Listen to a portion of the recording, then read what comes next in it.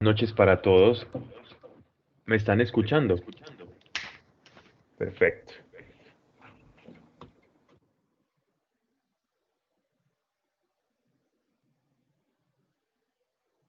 Vamos a entregar este momento entonces a nuestro Señor. Quiero que abramos el corazón para que podamos hoy recibir lo que Dios nos quiere hablar. Padre, gracias por cada persona, Señor, aquí que está escuchando y aún los que escucharán después estas palabras, porque ha nacido de tu corazón el que cada uno de nosotros, Señor, hagamos parte de tu cuerpo y poder experimentarte de esa manera tan simple, tan sencilla, Señor. Porque nos has dado esta sencillez, que es un regalo. Gracias, gracias Señor. Que todo lo que hablemos hoy, Padre, sea conforme a tu espíritu, porque es de Él que nos nutrimos y en Él vivimos, Señor. Gracias, Señor, por cada persona, Señor. Si hay necesidades, Padre, de antemano, y las ponemos sobre la mesa, porque tú conoces cada necesidad y cada corazón.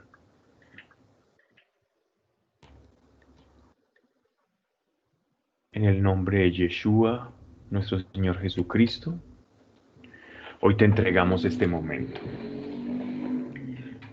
Bien, un abrazo para todos. Hoy vamos a iniciar con un texto, una carta del apóstol Pablo que es muy enriquecedora. Diría que junto a Colosenses y Romanos, y la carta de los Romanos, la carta del apóstol Pablo a la iglesia de Corintio, primera de Corintio, conforman un grueso teológico fundamental y que nos revelan la naturaleza del apóstol. Y es una carta en la que podemos degustar cuál es el pensamiento y el esquema emocional del apóstol Pablo frente a su obra. Porque a veces las cartas del apóstol se nos antojan un poquito abstractas o de suma enseñanza y enriquecedoras obviamente en ese tema en cuanto a la enseñanza. Pero la carta a los Corintios nos revela su corazón, cómo él vivía la emoción del Evangelio, qué pasaba por su corazón, por su mente.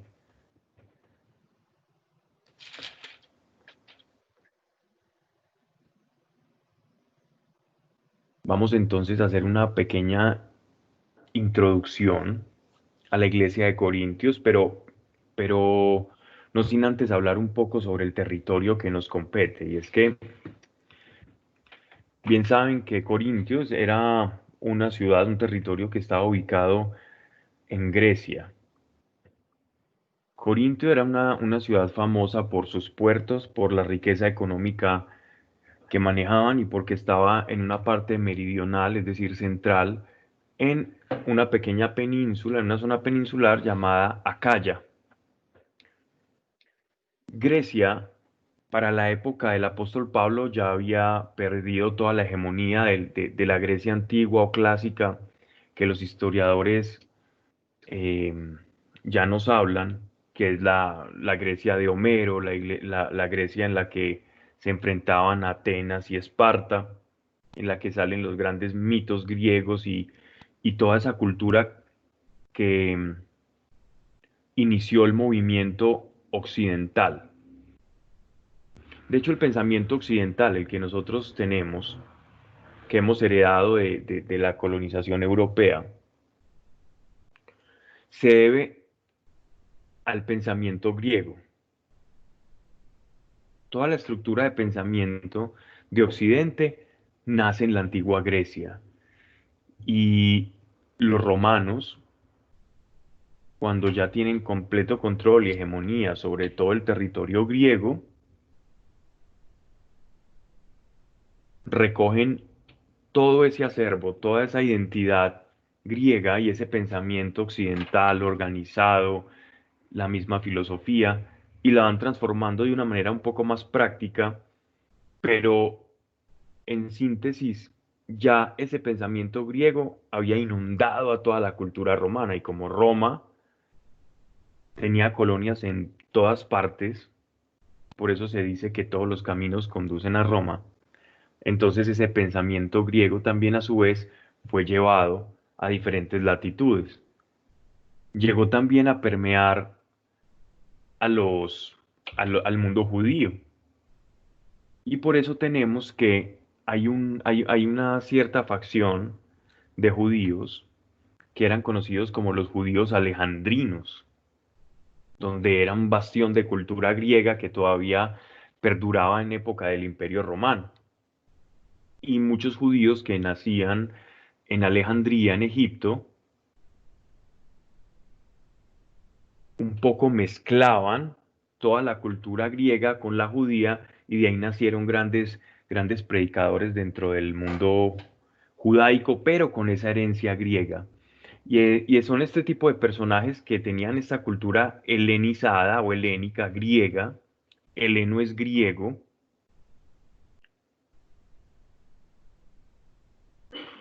Venían con un pensamiento completamente amalgamado a ese pensamiento judío y de las escrituras.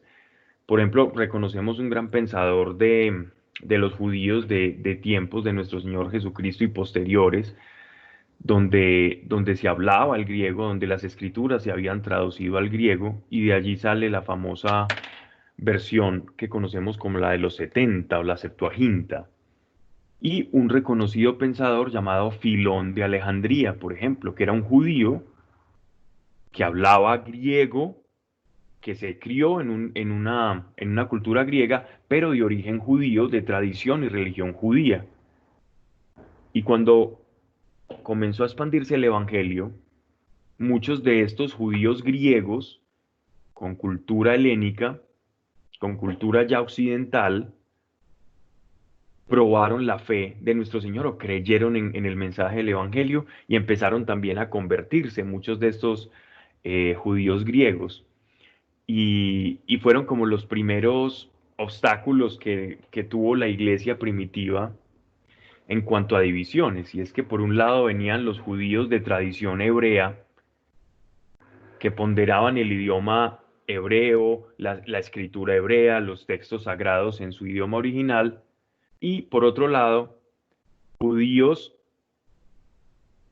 no de nacimiento, es decir, no de tierra, perdón, no que hayan nacido en Israel, sino que nacieron en otras latitudes, de cultura griega.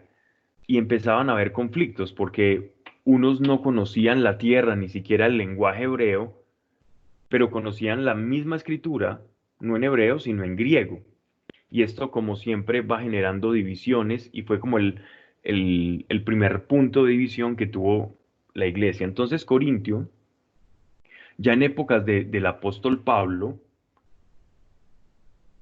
era considerado un puerto, una ciudad portuaria de mucha riqueza, donde había un flujo fluvial grandísimo, intercambio de mercancías para toda la península de Acaya y por ende, entonces, una concentración de riqueza considerable y de población, porque donde llegan muchas mercancías va atrayendo diversidad de personas buscando riqueza, oportunidad para mercaderes, para prestamistas, para personas que ofrecían servicios de espectáculo, entretenimiento y ocio, porque todo eso es lo que va produciendo una riqueza en una ciudad.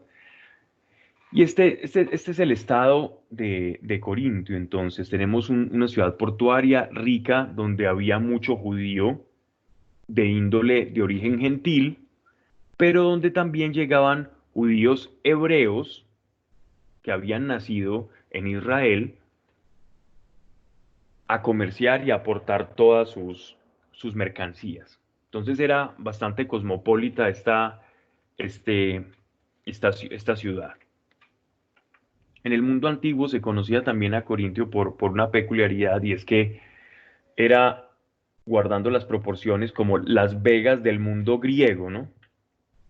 Donde llegaban muchas personas a participar de juegos y espectáculos ociosos, y también un poco inmorales, como la prostitución, los templos de adivinación, vicios, entre muchas cosas que ocurren en los puertos o en las ciudades muelle.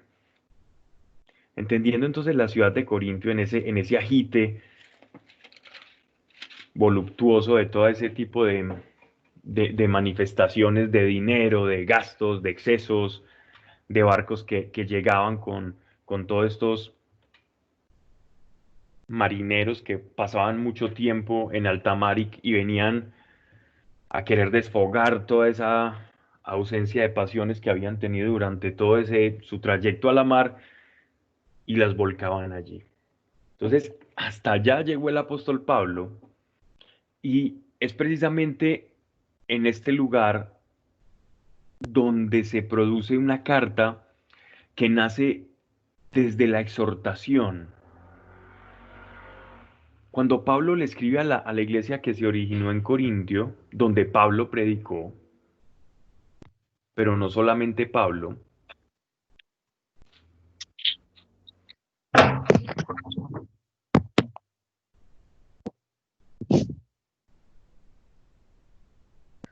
donde también sabemos que predicó el apóstol Pedro, donde predicó un hombre judío alejandrino llamado Apolos, y grandes personajes dentro de la evangelística de la iglesia primitiva visitaron a Corintios, porque era una iglesia bastante grande, según tenemos entendido, o quedan registros.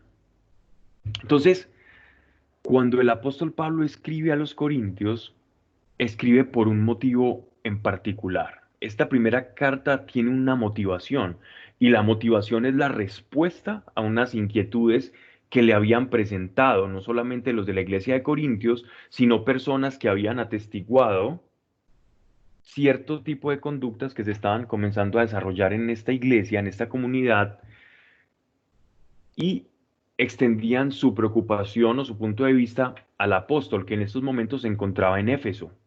Y Éfeso tenía un tránsito continuo con Corintios, sí. Y dada esta cercanía y este tráfico, entonces era fácil enviar una carta y recibir mensajes. Entonces el apóstol Pablo en Éfeso recibe información sobre algo que estaba ocurriendo en Corintio, y toma su amanuense, su ayudante para escribir, y comienza, inspirado por el Espíritu Santo, a revelarnos algo precioso. Y es una de las cartas que todo creyente obligadamente debe meditar,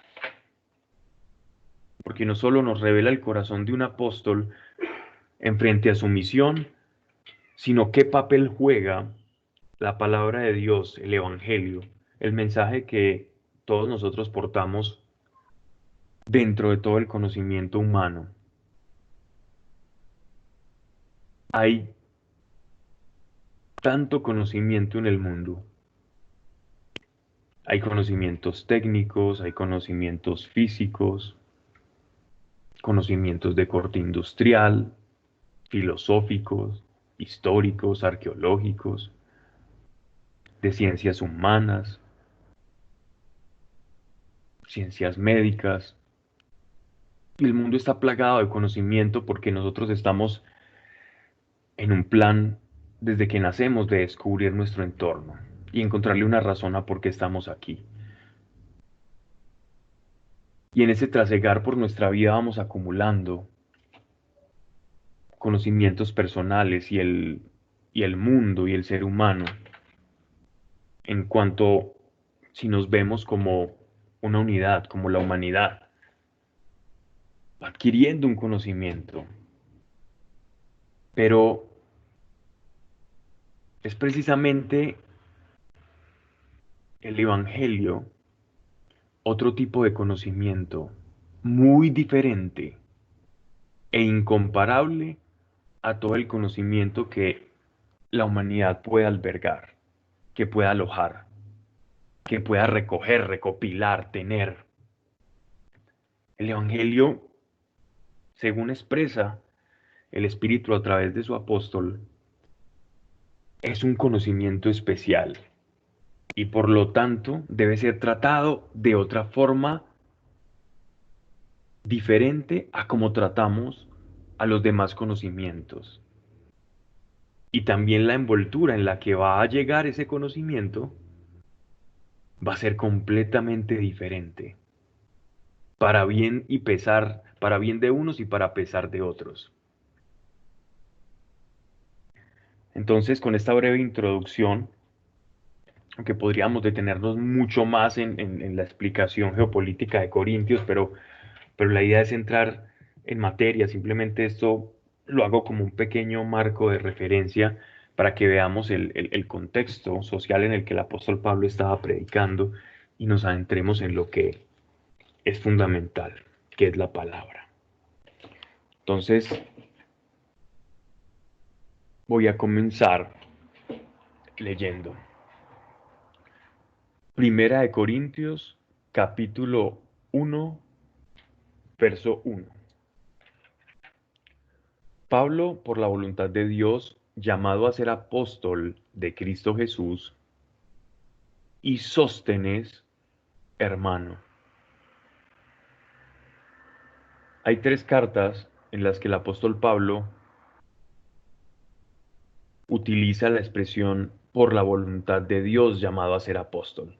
Y esto ya implica un tinte de lo que el Pablo va a transmitir a continuación.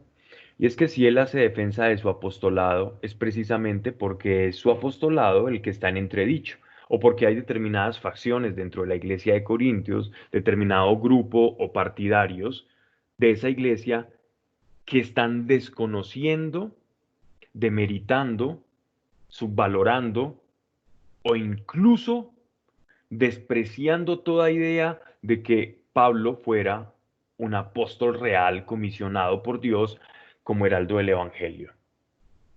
Entonces el apóstol Pablo nunca tuvo el camino fácil. Y es que pese a que nosotros leemos al apóstol Pablo con la autoridad que se ve en sus palabras, con la manera en que escribe, con la certeza, con la asertividad con la que él llega y la revelación de cómo pasa por el apóstol Pablo y nos llega a nosotros ahora. Casi todo el Nuevo Testamento fue con el puño y la letra del apóstol Pablo. Entonces fue un prolijo escritor y redactor de cartas, de textos, y ni nos imaginemos cuánto habrá predicado que no fue transcrito, o cuántas epístolas se perdieron en el océano del tiempo sin que llegaran a nosotros como un cuerpo canónico. Pero a pesar de esto, muchos dudaban del apostolado de Pablo. Y esto tiene una razón, y es que para muchos su mensaje, la revelación y su misión, porque la misión de Pablo obedecía a la revelación que él mismo tenía, y era la revelación de la gracia para los gentiles y para los judíos. Y la gracia como un valor supremo que solo podía otorgar Dios y que no podía ser producido por hombre alguno, por doctrina o por conocimiento hermético o secreto, ni siquiera por el cumplimiento de ciertas pautas de comportamiento, sino la idea de una gracia que solamente proviene de Dios y que Él otorga gratuitamente, porque eso es gracia. Y ese mensaje era chocante, muy chocante. Y a aquellos a quienes les chocaba el mensaje de Pablo, eran precisamente aquellos que contradecían o dudaban de su apostolado. Porque cuando uno no está de acuerdo con algo, es muy fácil que si una parte tuya no gusta de lo que está escuchando, bien sea porque se da uno por aludido o porque tiene una estructura en lo cual eso no cabe, entonces es fácil descalificar a una persona o incluso su misión. pero en este caso estaban descartando, descalificando el verdadero significado del Evangelio, que es gracia. Entonces, por eso Pablo encabeza, por la voluntad de Dios, en el versículo 1, llamado a ser apóstol de Cristo Jesús. Y Sóstenes. Sóstenes nos narra, nosotros vemos en Hechos de los Apóstoles capítulo 18, eso es en el verso 17, vemos que se nos habla de un personaje. Esta personas, ellos se llamaban los archisinagogos, que eran los encargados, los judíos encargados de abrir y cerrar la sinagoga y de publicar los días en que se iban a reunir en una sinagoga, los eventos que iban a tener en una sinagoga. En síntesis, los administradores de la sinagoga. Estos eran los archisinagogos. En Hechos de los Apóstoles capítulo 18, verso 17, se nos habla de un Sóstenes, presumiblemente aquel del cual nos está hablando aquí el apóstol Pablo, y dice: entonces todos ellos agarraron a Sóstenes, el jefe de la sinagoga, y se pusieron a golpearlo ante el tribunal sin que a Galión le diera a esto ningún cuidado. Esta es la única vez en la que se menciona un tal Sóstenes en las escrituras, pero Sóstenes era un nombre relativamente común. Entonces por eso hablamos que presumiblemente era este compañero que, judío que se convirtió en esa predicación del apóstol Pablo cuando predicó en Atenas, donde tuvo una gran decepción por la manera en la que no fue escuchado, incluso fue acusado y fue burlado todo su mensaje. Y hago eco un poquito de esta burla de la que hicieron todos estos filósofos cuando Pablo estuvo predicando en el Areópago y cerca de estas sinagogas, en la que ni judíos ni gentiles atendían a la predicación de Pablo. Y esto generó un dolor en el corazón de Pablo, dolor que tiene que tratar después nuestro Señor Jesucristo resucitado, y se le aparece en una visión, pero más adelante tocaremos ese punto, para que veamos el corazón de Pablo también, cómo a veces podía caer en desmotivación al no ver frutos de su evangelización, y cómo también nos ayuda a nosotros a no detenernos en el camino cuando estamos evangelizando, sabiendo que muchas veces los frutos de tu trabajo no los vas a percibir en el momento. No toda acción evangelizadora trae frutos inmediatos, pero lo que nos demuestra el conocimiento de estos apóstoles y su trayectoria es que, a fin de cuentas, siempre va a venir un fruto, pero que nuestra expectativa no es la misma expectativa de Dios. Y cuando Dios te manda a un lugar con 100 personas, quizás no vaya detrás de esas 100, sino detrás de 10 o hasta de una. No lo sabemos. No es entonces nuestro caso cuestionar el cuántos o el cómo, sino el qué quiere Señor, y lo hago. El cuántos y el cómo no nos debe preocupar. Nos debe preocupar el si en realidad lo estamos haciendo para Dios. Y esto es uno de los grandes aprendizajes que tenemos del apóstol. Entonces, dice: a la iglesia de Dios en Corintio, a los santificados en Cristo Jesús, llamados a ser santos, con todos los que invocan el nombre de nuestro Señor Jesucristo en todo lugar, suyo y nuestro. Cuando el apóstol Pablo dice a los santificados en Cristo Jesús, nos está dando un elemento fundamental que para todo creyente debe ser algo conciso y claro. Y en esto debe haber unanimidad. La santificación, o el hecho de que nosotros seamos para Dios y estemos viviendo y participando en la vida espiritual con Dios, con nuestro Creador, se debe a que estamos unidos a Jesucristo como cabeza. Y esto es una verdad de fe que Pablo incorpora dentro de su salutación, de una manera también refiriéndose a, de forma benevolente, a la manera en la que vivían la espiritualidad las personas de Corintio. Entonces dice, llamados a ser santos con todos los que invocan el nombre de nuestro Señor Jesucristo. Es decir, no solamente le está hablando a aquellos que pertenecen a la iglesia de Corintio, sino también a todos los que invocan el nombre de nuestro Señor.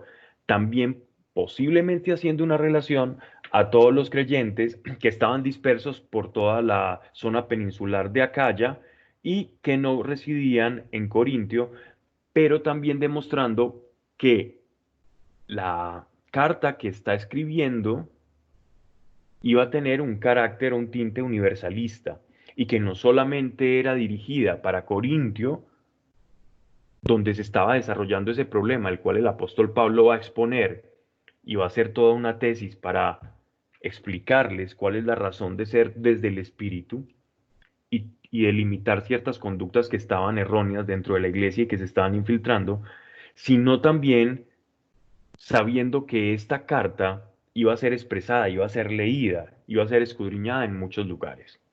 Entonces demuestra un carácter universalista completo cuando dice, y a todos aquellos que invocan el nombre de nuestro Señor Jesucristo en todo lugar, suyo y nuestro. Haciéndose parte también, cuando dice nuestro, el apóstol Pablo, como aquellos que no viven en Corintio. La gracia y la paz de parte de nuestro Padre y del Señor Jesucristo. Esta oración, esta doxología que nos regala el apóstol, si bien es una forma que puede parecer ya como estereotipada, demuestra también, aunque se vuelva estereotipo, o sea, que la usemos como un cliché, te doy la paz, te doy la gracia y la paz sean con vosotros, lo podemos repetir porque se hace estereotípica. Pero en el momento en que el apóstol está diciendo la gracia y la paz de parte de nuestro Padre, está reflejando el grado de intimidad que se puede alcanzar con Dios, que tú puedes alcanzar con Dios, y la forma en la que incluso conociendo el deseo de Dios puedas expresarlo a un grupo de personas. Saber qué Dios quiere para un grupo de personas, eso es lo que está reflejando acá. Dios le quería regalar a los lectores de esta carta gracia y paz. Y miren cómo divide. De parte de nuestro Padre, o sea, no solamente tenía intimidad con el Padre, sino también intimidad con el Señor Jesucristo. Porque esa gracia y esa paz son regalos, dones a manera de dádivas que Dios entrega a los hombres y que Él lo quiere hacer. Entonces, si tú no tienes paz, entiende que Dios quiere dar paz. Si no tenemos paz en algún momento, si estamos en problema o en conflicto, Dios quiere darnos paz. Así que podemos pedir paz cuando lo necesitemos. Es parte de la obra del Evangelio. Donde no hay paz, poner paz. Donde esté estéril o árido, hacer renacer y reverdecer. Florecer donde hay sequía. Esa es parte de la paz. Voy a detenerme aquí un momento porque no quiero pasar de largo esta oportunidad y simplemente leer acá y explicar lo que es la paz y la intimidad que tenía el apóstol Pablo, sino abrir comillas y que por un momento nos detengamos y observemos, seamos sinceros, seamos honestos. ¿Hay paz en mi vida ahora? ¿Hay paz en mi vida ahora? Si Dios quiere darme paz, y Dios es poderoso para dar paz, para quienes honestamente han dicho, no tengo paz, ¿qué es lo que pasa allí? Si es algo que Dios quiere darnos. Si Dios quiere darnos paz, ¿Qué impide entrar esa paz? Hoy vamos a orar. Hoy no vamos a hablar de la paz. Para que quien necesite paz se rompan, bien sea estructuras, circunstancias, formas de concebir a Dios o culpa, acaso, que no permita llevar esa paz. Te pido solamente tu atención en este momento. Dios, gracias, porque tú nos has dicho que la gracia y la paz nos han sido dadas y que nada, Padre, hoy, para todos aquellos que están escuchando, en el nombre de Jesucristo de Nazaret, que nada se interponga, ni cosa de este mundo, ni cosa propia, para experimentar esa paz. Y hoy establecemos que toda barrera, que todo muro propio o externo, que no permita ese flujo, Señor, ese ir y venir de esa paz, se rompa en cada uno, Señor. Padre, que este sea un espacio para que conforme tu palabra nos dice que es tu deseo, que así como es en el cielo, donde hay paz, sea en la tierra, donde la necesitamos, Señor. Y así sea en cada corazón, falto de paz hoy, para que desde la alegría, Señor, desde la plenitud que da esa paz, en la que sabemos unidos a ti, Señor, porque esa es la paz, sabernos unidos a ti, y no solo saberlo como un concepto, sino sentirlo, porque la paz se torna una sensación también. Venga sobre cada uno de nosotros, Señor, para que no pasemos de largo ni una coma de tu palabra sin experimentar lo que tú nos expresas aquí, Señor. En el nombre de Jesucristo de Nazaret. Amén y gracias. Cerramos comillas. Vamos entonces al capítulo 2. Yo, hermanos, llegué a anunciaros el testimonio de Dios, no con sublimidad de elocuencia o de sabiduría. Perdón, creo que he saltado. Versículo 4. Doy continuamente gracias a Dios por la gracia que os ha sido otorgada en Cristo Jesús, porque en Él habéis sido enriquecidos en toda palabra y en todo conocimiento. El apóstol Pablo veía a la iglesia de Corintio como si fuera su propio hijo, como si hubiera nacido también de él o fruto de su predicación. Entonces había una corresponsabilidad con todos aquellos que conformaban la comunidad de Corintio. Y la cosa no llegaba solamente allí, sino que también el apóstol traía a memoria todo el tiempo los corazones de las personas y las vidas de todas en la comunidad. Se dolía de sus errores, se dolía de sus luchas, pero también se alegraba de sus aciertos. Y esto demuestra el compromiso y el vínculo tan grande que tiene aquel que siembra la palabra con el árbol cuando da frutos.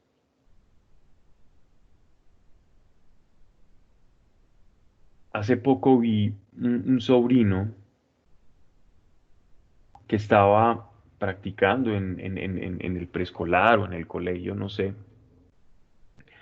en, en sus clases de ciencias naturales, el proceso de cómo una semilla se transforma en una flor, en un árbol. Y el clásico ejemplo del frijol, El frijol que siembras en algodón, le echas agüita y los niños van viendo cómo crecen. Y ver la felicidad y el cuidado, casi hasta presuntuoso, que tenía el niño al ver cómo su matica iba creciendo, iba floreciendo a partir de tan solo una semillita que llega a ser hasta un desperdicio, o que lo puedes tirar como si nada, pero cuando se transforma esa semilla en un árbol, cómo se vuelve valioso y cómo ver que después esa semilla da frutos, eso es grandioso. O quien le gusta sembrar la jardinería, la felicidad que da sembrar tu propia planta y ver cómo florece, cómo crece, cuidarla, y cuando da sus primeros frutos y echa semilla, echa raíz, es maravilloso. Y esto también se refleja en el Evangelio. La felicidad del apóstol dando gracias a Dios por cómo en Corintio estaba ebulliendo los frutos del Espíritu Santo. Y dos grandes pilares en los que fluían esta acción del Espíritu Santo era palabra y conocimiento. Entonces, ¿qué nos quiere decir el apóstol Pablo? Porque esta palabra no es tan fácil de interpretar. No es solamente que ellos iban conociendo a Dios. No, aquí se están refiriendo en toda palabra y en todo conocimiento a que Dios había puesto dentro de la iglesia de Corintio dones sobrenaturales para conocer la palabra de Dios e inteligencia para discernir lo que era la palabra de Dios, como una acción plena y suya, sobrenaturalmente, sobre la iglesia de Corintio. Entonces, por eso él se refiere que esa gracia que os ha sido otorgada, o sea, dones dentro de la iglesia, llámese dones, personas capacitadas en ese entendimiento y cómo se iba sembrando la palabra de Dios, iba creciendo de manera sobrenatural. Entonces dice en el verso 7, de modo que no escaseéis en don alguno, mientras llega para vosotros la manifestación de nuestro Señor Jesucristo. Un terreno completamente preparado donde tenían absolutamente todo para ser campo fértil y crecer en el conocimiento de Dios. Y no faltaba ninguna gracia o don sobrenatural. Y si el apóstol Pablo está dando gracias por la iglesia de Corintios, es porque, a pesar de no ser consciente de hacerlo, muy seguramente estaba comparando la iglesia de Corintio con otras latitudes en las cuales había predicado y quizás no ebullían tantos dones espirituales como precisamente si lo hacían los de la comunidad de Corintio. Entonces, nótese que producto de esta comparación nace una pequeña sorpresa del apóstol, donde al ver esto y producto de esa sorpresa, lo único que puede hacer es darle gracias a Dios por la gracia que está derramando y la cantidad de dones y de fertilizante que hay precisamente en esta iglesia y en esta comunidad.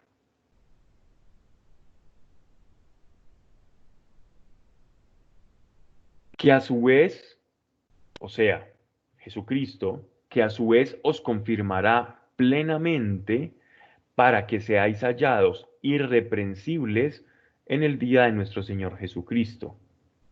Pues fiel es Dios, por quien habéis sido llamados a participar con su Hijo Jesucristo, Señor nuestro. Pablo, Estás, dime, ¿puedo hacerte una pregunta? ¿quién habla? Manuela, Dime.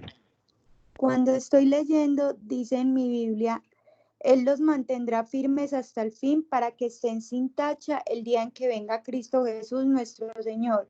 Eso es una promesa de Dios. Entonces, pues me confundo porque ellos van a estar sin tacha hasta la segunda venida de nuestro Señor Jesucristo siempre. O eso, pues eso qué significa. Bien, respondo. De hecho, ya iba a empezar a hablar un poco de ese contexto, de la forma en la que el apóstol Pablo mira la iglesia. Y es que el apóstol Pablo no ve la salvación como algo que se va a conseguir, sino como algo que ya se tiene, ¿cierto? Entonces él ve la salvación como algo que ya se tiene y la santificación como algo que se va consiguiendo en el camino mientras vamos peregrinando hacia el fin de nuestra vida terrenal. Y la pregunta es importante porque nos muestra a nosotros cómo concebía el apóstol Pablo y la revelación que tenía para los gentiles de el evangelio o la salvación como algo que llega a tu vida y no algo que se consigue, sino algo que llega a partir de la aceptación de Cristo Jesús, que es una doctrina contraria a ganarnos la salvación. Y es precisamente lo que él está tocando aquí. Entonces él está diciendo, en la medida en que en el testimonio de Cristo se consolidó entre vosotros, de modo que no escaséis en don alguno, mientras llega para vosotros la manifestación de nuestro Señor Jesucristo. O sea, la segunda venida como un acto diferente a la salvación, que a su vez os confirmará plenamente para que seáis hallados irreprensibles en el día de nuestro Señor Jesucristo, es decir, sin mancha. Pues fiel es Dios por quien habéis sido llamados a participar con su Hijo Jesucristo, Señor nuestro. La participación de la salvación es en atención a la unión con Cristo. Una vez nosotros nos unimos a Cristo, estamos participando de la salvación. La salvación no es un momento como el final de un examen en el que me dicen gané o perdí, paso o apruebo o repruebo. La salvación se consigue cuando somos incorporados al cuerpo de Cristo, cuando somos unidos a Él. Esa es la manera en la que el apóstol Pablo nos está expresando eso y es muy interesante esta visión del apóstol porque se diferencia mucho de la visión judía en la que tú tenías que hacer cosas para ganarte otras. En cambio, en la salvación, y por eso es tan chocante el apóstol Pablo, para algunas personas, para las mentalidades más judaizantes del apóstol Pablo era tan chocante porque desmontaba, desfiguraba todo el sistema de recompensa desde las premisas judaicas y simplemente nos dice que la salvación en nada depende de nosotros, sino que es exclusiva gracia de Dios. Pero, ojo, que esto puede o tiende a suscitarse malos entendidos con el apóstol Pablo o con la gracia, porque no quiere decir la gracia que tú te unes a Cristo y terminas teniendo una vida de pecado, sino todo lo contrario. Si tú verdaderamente te unes a Cristo, manifestarás santificación, porque si te unes a Cristo, a Él te vas a terminar pareciendo. Si tu semilla es injertada, si tu semilla era de un color y de una categoría y es injertada a un palo, a una raíz, tú vas a adquirir el color y la forma a aquella a la que eres injertado. Y si alguien dice, yo sí creo en Jesús y soy injertado en él, pero no muestro frutos como son los propios de él, no muestro las formas, las maneras, la santificación, la santidad o los frutos que nuestro Señor Jesucristo manifestaba en esta tierra, entonces eres un simpatizante, sí, quieres a Jesús, lo consideras un maestro, pero no le sigues. Lo consideras que estás unido a él, pero no tienes su color. Cualquiera puede decir que yo puedo decir si quiero que soy hijo de cualquier personalidad famosa en estos momentos de la farándula, pero todos podemos decir muchas cosas y de ese hacerlo hay un trecho bastante grande. No sé si queda contestada tu pregunta, Manuela, o quieres que te precise algo más. No, súper bien, Pablo, muchas gracias. Ok.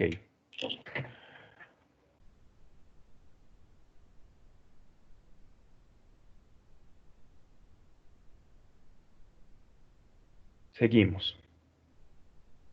Os ruego, hermanos, por el nombre de nuestro Señor Jesucristo, que todos habléis igualmente y no haya entre vosotros cismas.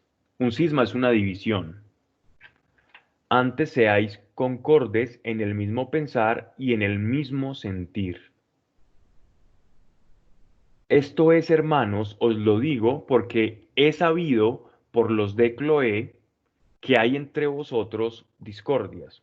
Cloé era una persona posiblemente creyente que de Éfeso que viajaba a Corintio y que le llevó mensaje al apóstol Pablo hablándole de la división que se estaba produciendo en la iglesia de Corintio.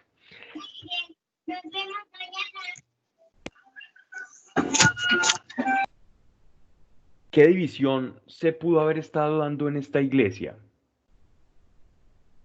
Y esto demuestra que la iglesia primitiva no era perfecta, porque a veces tendemos a idealizar la iglesia primitiva y pensamos, no, es que qué bueno volver a ser como la iglesia primitiva. No, es que en la iglesia primitiva y con los dones del Espíritu Santo y con los apóstoles y estaban tan cercanos a Jesús y a la resurrección y todo era como tan bueno y tan ideal. Pero cuando leemos las cartas nos damos cuenta que nosotros los hombres seguimos siendo iguales. En la iglesia primitiva, viendo dones sobrenaturales como aquellos que vieron abrirse el mar rojo, aquellos que vieron a nuestro Señor Jesucristo hacer milagros y después se llenaron de temor. Y nosotros actualmente, no hay diferencia entre la iglesia primitiva y esta. Tenemos las mismas tentaciones, tendemos hacia los mismos vicios. Y es por esto que estas cartas de carácter universal son tan importantes que meditemos, porque nos ayudan a rastrear si posiblemente está llegando esto a una comunidad, a un grupo, y cuidarnos de ello para que no nos ocurra precisamente lo que los apóstoles están advirtiendo.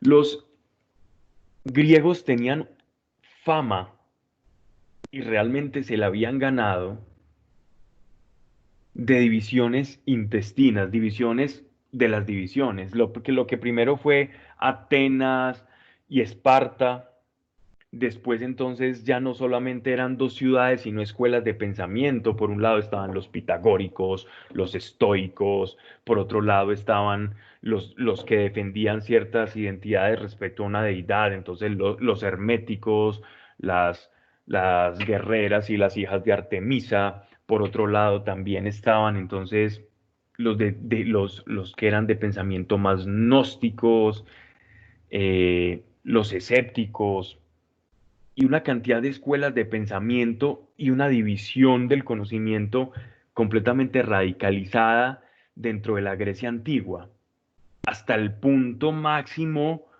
de detestarse y de escribirse cartas y tratados los unos en contra de los otros.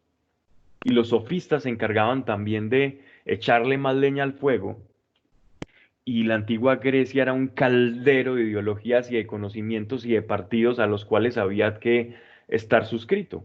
Tú pertenecías a una corriente de pensamiento, por lo tal no podías hablar con estas personas las considerabas menos, yo me consideraba más que esta otra persona porque pertenezco a esta otra corriente de pensamiento, y era una cantidad de castas y de divisiones supremamente fuertes que ya en esta época tardía de la Grecia o la herencia griega tardía aquí en Corintios, aún todavía se manejaba ese estilo de tomar partido o de hacer proselitismo hacia una causa o hacia una forma de pensar, como si esta es la forma correcta, menospreciando las otras formas de pensar. Y esto lo recoge también el apóstol Pablo, y por eso dice, incluso os ruego, hermanos. Esto es hay que tener mucho cuidado en eso, no caigan en ese error. Y no haya entre vosotros cismas, divisiones, antes seáis concordes en el mismo pensar y en el mismo sentir. ¿Qué está diciendo el apóstol Pablo? Hay una cantidad de partidos acá que se están formando de divisiones, aunque en la fe todavía no hay un cisma. Aquí en la fe todos están unánimes en la fe en nuestro Señor Jesucristo, pero estos pequeños partidos poco a poco se van fragmentando y van produciendo incluso o suscitando proselitismos. ¿Qué es proselitismo? Es cuando yo adhiero personas a una causa o a un partido.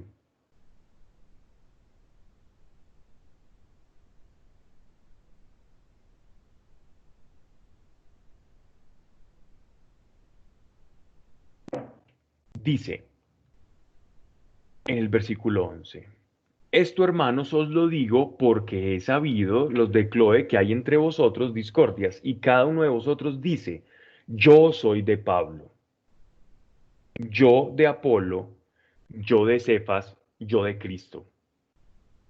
Ya identificamos el problema. Al ser una comunidad tan vasta, tan grande, recibían diferentes predicadores. Por un lado tenemos al apóstol Pablo, que había tenido regulares visitas a la iglesia de Corintio y había llegado a Corintio en un viaje en barco después de haber predicado en Atenas. Y ya vamos a hablar de esto. Entonces, por otro lado, tenemos a un personaje llamado Apolo. ¿Quién es este Apolo? Es un predicador que nos habla en Hechos de los Apóstoles, que era de origen alejandrino, era un judío del que se nos dice que tenía gran elocuencia y que predicaba con gran elocuencia. Entonces era un predicador reconocido dentro de la iglesia primitiva. Y este predicador eh, también llegaba a predicar con su gran elocuencia, como nos narra Hechos de los Apóstoles, y con su poder oratorio a la iglesia de Corinto. Entonces muchos se hicieron partidarios de este estilo peculiar o particular de este predicador, que predicaba, que era de origen muy judío y que predicaba con esa granilocuencia.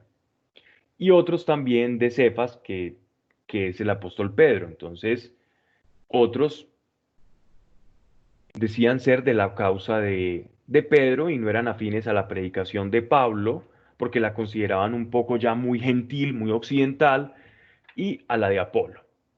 Un poco siquiera por considerar de pronto los que seguían más a Cefas, por decir, él sí fue conocedor de Jesucristo resucitado, en cambio Pablo no lo conoció, por lo tanto nosotros preferimos ser de Cefas.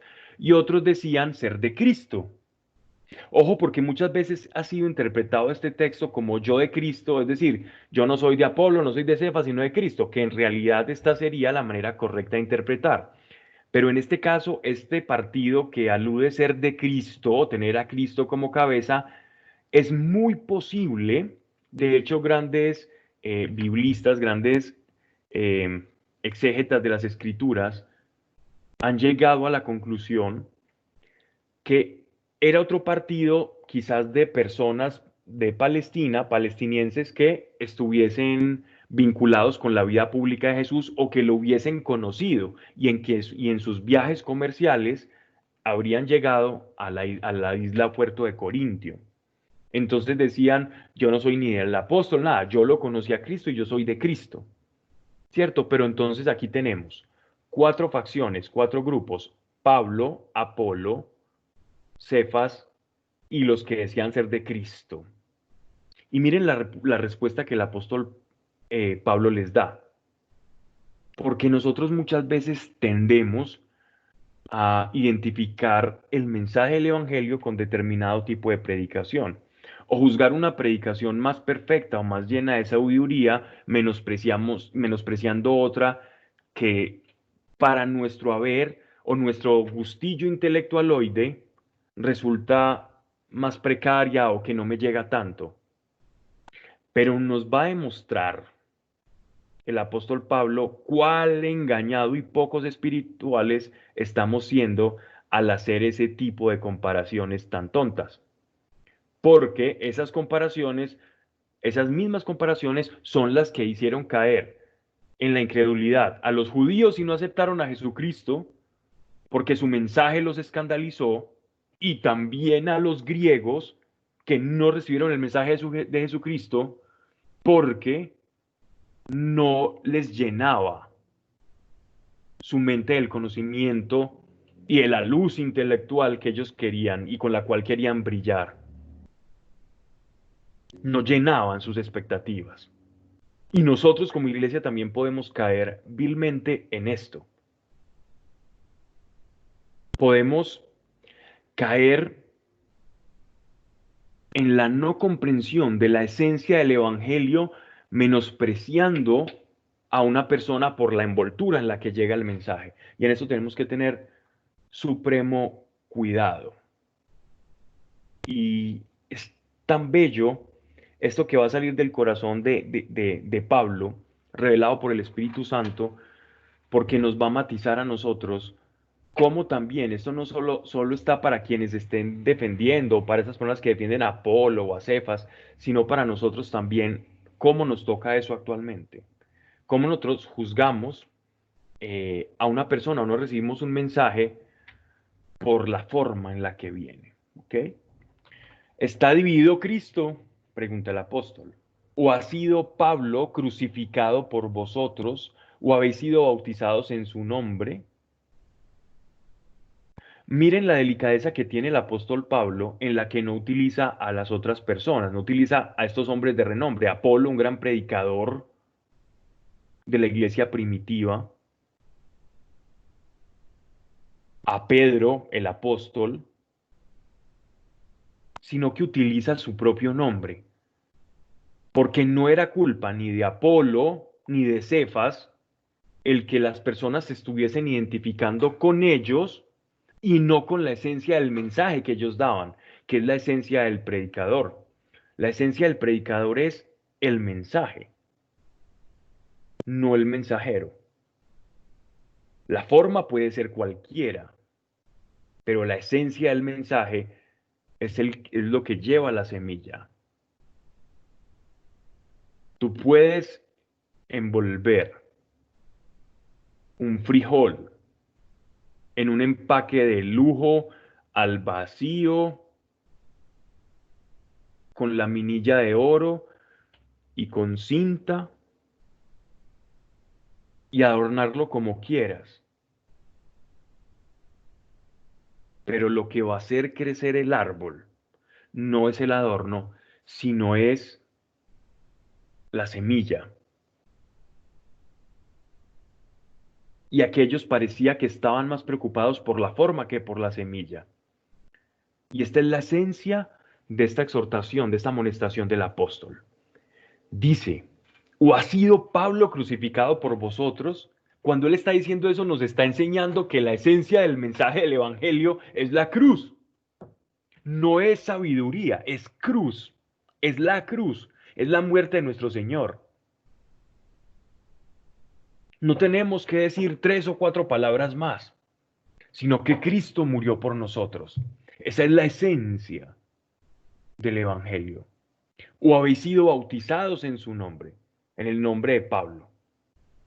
Doy gracias a Dios de no haber bautizado a ninguno de vosotros, sino es a Crispo y a Gallo, para que nadie pueda decir que habéis sido bautizados en mi nombre. También bauticé a la casa de ¿Cómo? Estefanas. Yo tengo la idea que costaba la traída de los muebles. 70. No. También bauticé a la casa de Estefanas, mas fuera de estos no sé de ningún otro. Miren qué tan bonito Pablo como rectifica. Él mientras estaba escribiendo dijo, para que nadie pueda decir que habéis sido bautizados en mi nombre, pero después recuerda que también bautizó a Estefanas y esto demuestra que él está abriendo todo, incluso pone como esa rectificación. Y es que el apóstol Pablo, su misión era la de ser un evangelista, la de ser un predicador, y casualmente, cuando no había otro predicador o otra opción, o valerse de una persona auxiliar para la cuestión de los bautismos y de la catequesis bautismal, entonces lo hacía por su propia cuenta, pero no era la orden que el Señor le había dado. Claro que de paso también lo podía hacer.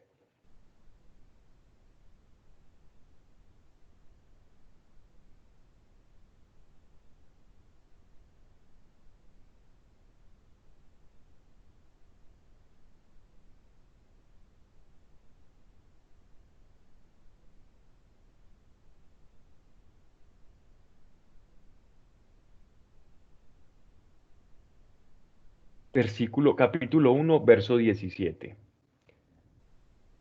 Que no me envió Cristo a bautizar, sino a evangelizar, y no con sabiduría del lenguaje, para que no se desvirtúe la cruz de Cristo.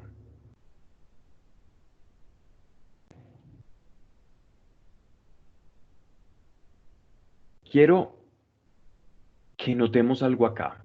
Y yo quiero darles un contexto para que entendamos el por qué el apóstol Pablo está predicando de esta manera, por qué nos está enseñando. Resulta que Apolo, como les venía diciendo, era un predicador muy conocido por su sabiduría, por su elocuencia y por su conocimiento de las escrituras. Debido a esto, entonces, la forma en la que él predicaba y la que llevaba el evangelio era contrastada con la forma en la que el apóstol Pablo llevaba el evangelio a Corintio. Entonces pudiera parecer a primera vista al lector que el apóstol Pablo no gozaba de esa elocuencia o esa sabiduría para exponer las tesis o las ideas o contrastarlas. Sin embargo, nada más lejos de la realidad, sino que el apóstol Pablo conscientemente tomó la decisión de predicar de diferente manera a aquellos que habitaban la región de Corintio. Y lo hizo seguidamente de una decepción que tuvo en su corazón cuando predicó en Atenas. Yo quiero que leamos para entender el contexto de este pasaje, Hechos de los Apóstoles, capítulo 17, versos del 22 al 31. Dice: Pablo, de pie en medio del areópago, dijo: Atenienses, veo que vosotros sois por todos los conceptos los más respetuosos de la divinidad, pues al pasar y contemplar vuestros monumentos sagrados, he encontrado también un altar en el que estaba grabada esta inscripción: al Dios desconocido. Pues bien, lo que adoráis sin conocer, eso yo os vengo a anunciar. El Dios que hizo el mundo y todo lo que hay en él, que es Señor del cielo y de la tierra, no habita en santuarios fabricados por manos humanas, ni es servido por manos humanas como si de algo estuviera necesitado. El que a todos da la vida, el aliento y todas las cosas. Él creó de un solo principio todo el linaje humano para que habitase sobre toda la faz de la tierra, fijando los tiempos determinados y los límites del lugar donde habrían de habitar, con el fin de que buscasen la divinidad, para ver si a tientas buscaban y la hallaban, por más que nos encuentra lejos de cada uno de nosotros. Pues en él vivimos, nos movemos y existimos, como han dicho algunos de vosotros, porque somos también de su linaje. Si somos pues del linaje de Dios, no debemos pensar que la divinidad sea algo semejante al oro, la plata o la piedra, modelados por el arte y el ingenio humano. Dios, pues, pasando por alto los tiempos de la ignorancia, anuncia ahora a los hombres que todos y en todas partes deben convertirse, porque ha fijado el día en que va a juzgar al mundo según su justicia, por el hombre que ha destinado, dando a todos una garantía al resucitarlo de entre los muertos. Si esto no es elocuencia, si esto no es sabiduría al predicar, porque este texto es precioso, porque nos muestra a nosotros la sabiduría y el ingenio que tenía el apóstol Pablo para llevar el mensaje. Posterior a esto, vemos que el apóstol sufre una gran decepción. Sufre una gran decepción, porque pocos se convierten. El Areopagita se convirtió, también seguido de un tal Gallo, pero se burlaron en acto seguido después de esto del apóstol, y a muy pocos convenció. El mismo apóstol Pablo hablando con estas palabras de sabiduría. Después de esto, él recibe eh, una, una visión una consolidación de parte de nuestro Señor, en el que le dice: Pablo, sigue tu camino y no calles. Jesús se le aparece a Pablo y le alienta en su camino. ¿Pero por qué le alienta? Porque Pablo estaba procurando mucho esfuerzo en que sus palabras pudiesen matizar la verdad revelada en su corazón. Pero ¿y qué tal? Quizás pensó el apóstol, si yo le resto un poco de adornos a esta palabra y después de esta decepción, pero de este ánimo que me ha llenado el Señor cuando se me apareció,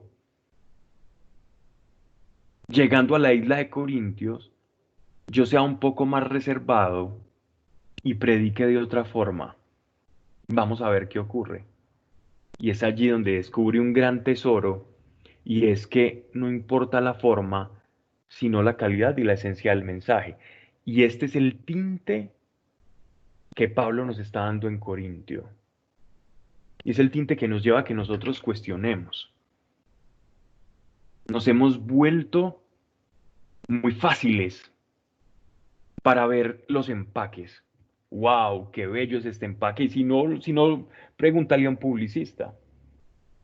Estuve viendo hace poco cómo una mujer experta en marketing, una americana, da una conferencia a otros publicistas. Y yo no sé, yo no sabía cuando estaba escuchando esa conferencia cómo tomarme eso. Como si todos fuéramos unos tontos y los publicistas fueran los inteligentes, o como si realmente somos tan susceptibles de la publicidad, o cómo somos tan susceptibles de la imagen y lo superficial y no del fondo y el contenido. Saben, ella decía cómo había adquirido la fama y el renombre que ahora tiene. Y fue a través de una campaña de unas sopas, una empresa que hacía sopas en sobres y también como avenas para niños. Y esa empresa había empezado a entrar en quiebra porque sus ventas habían caído mucho. La contratan a ella como publicista y le dan unos honorarios y, y un, y cierto dinero para poder rescatar la empresa y hacer una publicidad televisiva. Era como la última jugada que tenían. Y ella simplemente cambió el color de las cajas y las formas de los cereales que producían y les puso muñequitos, letras y cositas de colores a una caja y una cancioncita pegajosa, y resulta que las ventas, desde que empezaron a poner esa publicidad, se incrementaron en más de un 400%. Y ella se reía explicando que el contenido de las cajas era exactamente el mismo, no había cambiado absolutamente en nada. Perdón, sí, el contenido de las cajas. Simplemente había cambiado ciertos cereales por formas de letras y de cositas para niños, y las cajas les había cambiado el color con una canción. Y con eso había hecho todo. Y es lo fácil que demuestra que estamos muy interesados en la empaquetadura, pero que no sacamos el jugo de las cosas. Y de esto se alimentan todas las campañas publicitarias, de vendernos nada.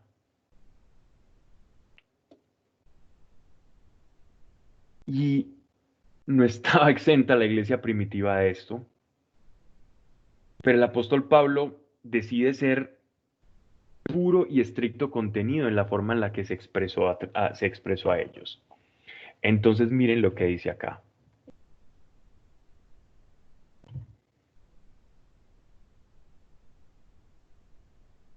Que no me envió Cristo a bautizar, sino a evangelizar, y no con sabiduría del lenguaje, para que no se desvirtúe la cruz de Cristo, para que no se desvirtúe, que esa es la esencia.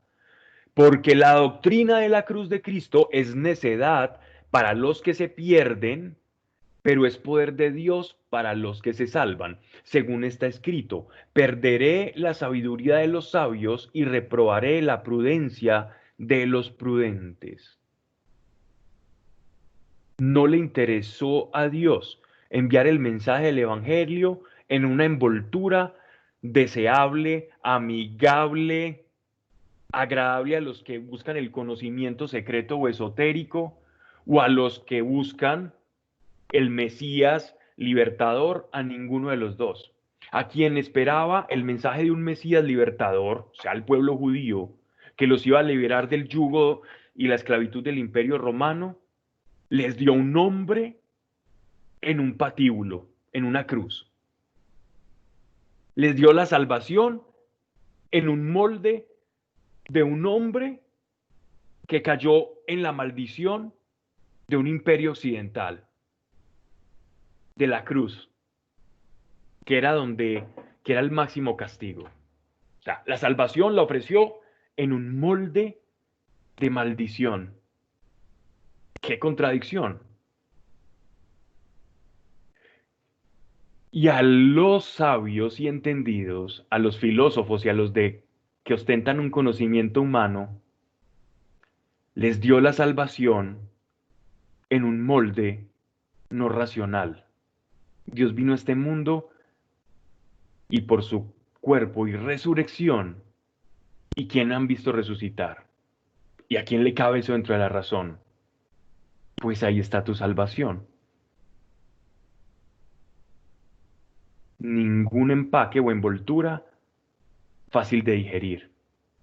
Entonces, cuando entramos en esa encrucijada, nos preguntamos, ¿y dónde está el sabio? ¿Y dónde está el letrado? ¿Dónde el disputador o el que debate o el que sabe de ideas de las cosas de este mundo? ¿No ha hecho Dios necedad la sabiduría de este mundo?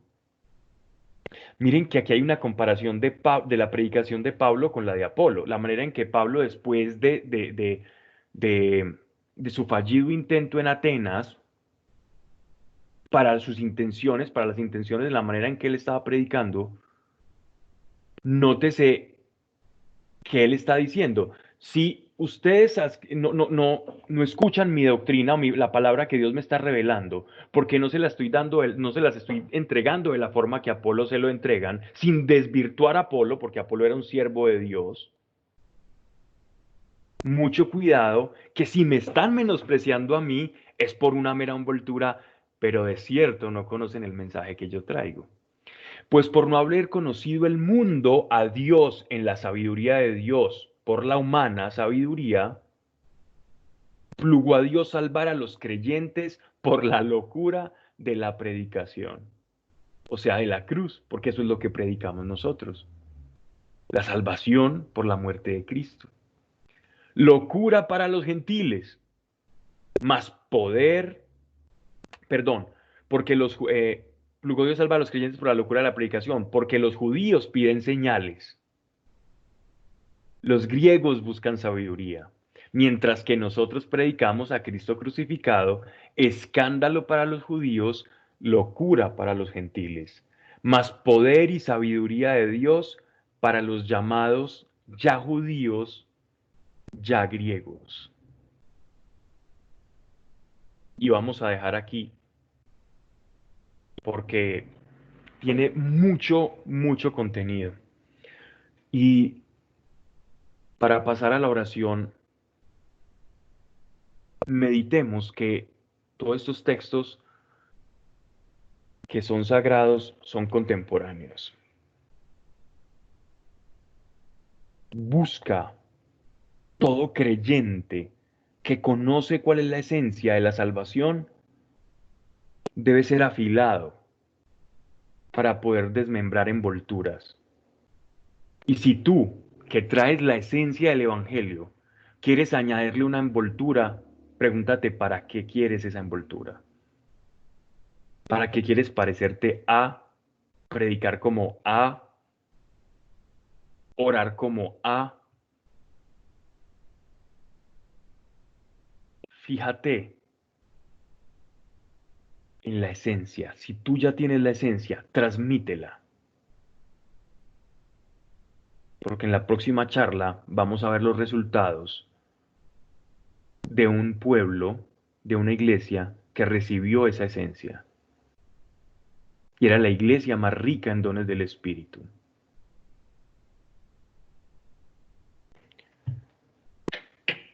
Padre, gracias por tu palabra, Señor. Gracias porque tú enseñas. Gracias por el corazón de cada persona que escucha, Señor.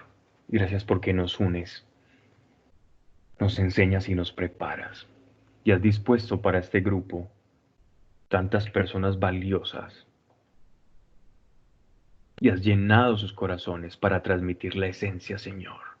Y cuando se transmite esa esencia, viene el poder. El poder no está ligado a palabra alguna, sino que el poder está ligado a la esencia de aquel que reconoce que es lo valioso y deja que esa semilla crezca, Señor. Padre, No permita, Señor, que eclipsemos la acción del Espíritu Santo, buscando lo que no nos es propio, mas encontrando nuestra propia voz, Señor, unida a la acción del Espíritu, poder producir el poder, Señor, de aquel que ha encontrado su autenticidad, Señor. En el nombre de Yeshua de Nazaret. Amén. Gracias, Señor, por esta mujer, Señor, que se encuentra hospitalizada, Padre, en el nombre de Jesucristo